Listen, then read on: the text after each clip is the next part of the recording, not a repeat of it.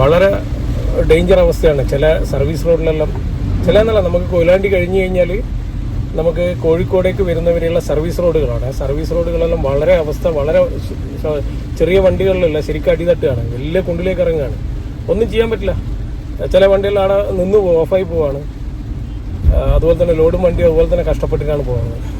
അതിൻ്റെ ഇടയിൽ ഈ ബസ്സുകാരെ കുത്തിത്തിരിപ്പും. ഏത് ബസ്സുകാർക്കുണ്ടല്ലോ, ഇന്ന് രാവിലെ വരുമ്പോൾ രണ്ടാൾക്കാരെ ഞാൻ ചീത്ത പറഞ്ഞത്. കാരണം വെച്ചാൽ അവർ ഒരു മര്യാദ ഇല്ലാത്ത രീതിയിലാണ് ബസ്സുകാർ, ഒരു മര്യാദ ഇല്ലാത്ത രീതിയിൽ. അവർക്ക് സൈഡ് കൊടുത്താൽ അടുത്ത സ്റ്റോപ്പിൽ അവരെ നിർത്തുന്ന നടുവിലാണ്. തീരെ ഒരു മര്യാദയിലല്ല നിർത്തുന്നത്. ഒന്ന് സൈഡാക്കിയിട്ട് നിർത്തണ്ടേ. ഞാനൊരു കോഴിക്കോടേക്ക് പോകുന്ന ഒരു ബസ്സുകാരന് ഞാൻ സൈഡ് കൊടുത്തു. ഓൻ 2 സ്റ്റോപ്പിൽ എന്നെ ഇതുപോലെ തന്നെ, എന്നാന്നല്ല ഫുള്ള് വണ്ടി ബാക്കിലുള്ള വണ്ടി ബ്ലോക്ക് ആക്കിയിട്ടാണ് ഫ്രണ്ടിൽ ആളെ കയറ്റുന്നത്. മീൻസ് സൈഡിൽ എത്രയോ സ്ഥലമുണ്ട്, എന്നാൽ ബാക്കിലെ വണ്ടി പോയി കഴിഞ്ഞാൽ പിന്നെ ഓൻ ഓവർടേക്ക് ചെയ്യണ്ടേ. അതുകൊണ്ട് ഓൻ നിർത്തുക, സൈഡാക്കാതെ തന്നെ നിർത്തിയിട്ട് ആളെ കയറ്റാണ്. എത്ര വണ്ടിക്കാരെ ബാക്കിൽ നിന്ന് ഓൺ അടിക്കുന്നത് എന്നിട്ട് ഓന് മനസ്സിലാണ്ടേ.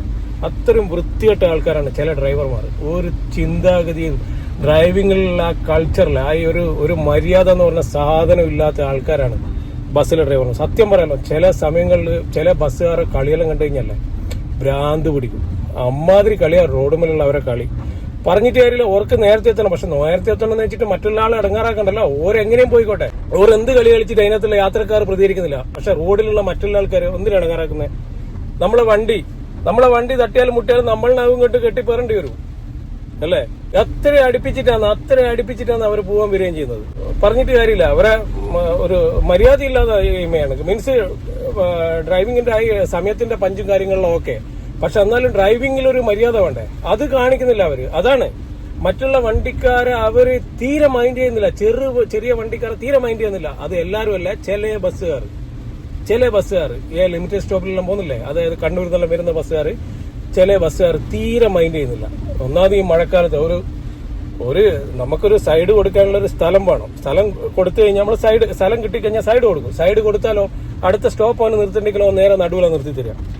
ബാക്കിലുള്ള വണ്ടിക്കാർ ബ്ലോക്ക് ചെയ്തിട്ട്. കാരണം വെച്ചാൽ ഈ വണ്ടിക്കാർ വീണ്ടും ഓവർടേക്ക് ചെയ്യണ്ടേ, അത് വിചാരിച്ചിട്ട്. അത്രയും വളരെ വൃത്തിയായിട്ട രീതിയിലുള്ള ഡ്രൈവിംഗ് ആണ് നമ്മളെ നാട്ടിലുള്ള. ഇപ്പോൾ ഈ നമ്മളെ ഹൈവേ എല്ലാം ഓപ്പൺ ആയി കഴിഞ്ഞാൽ എന്തായിരിക്കും സ്ഥിതി എന്നുള്ള കണ്ടറിയണം. ആദ്യമൊരു ട്രെയിനിങ് കൊടുക്കണം എല്ലാവർക്കും.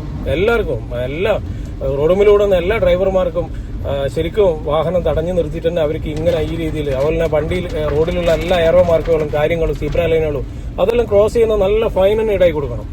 അങ്ങനെ ആയി കഴിഞ്ഞാൽ കുറേ രക്ഷപ്പെടും. അല്ലെങ്കിൽ ഒരുപാട് ആക്സിഡന്റുകളും പ്രശ്നങ്ങളും കാര്യങ്ങളും അതന്നെ നമ്മൾ ഫേസ് ചെയ്യേണ്ടി വരും.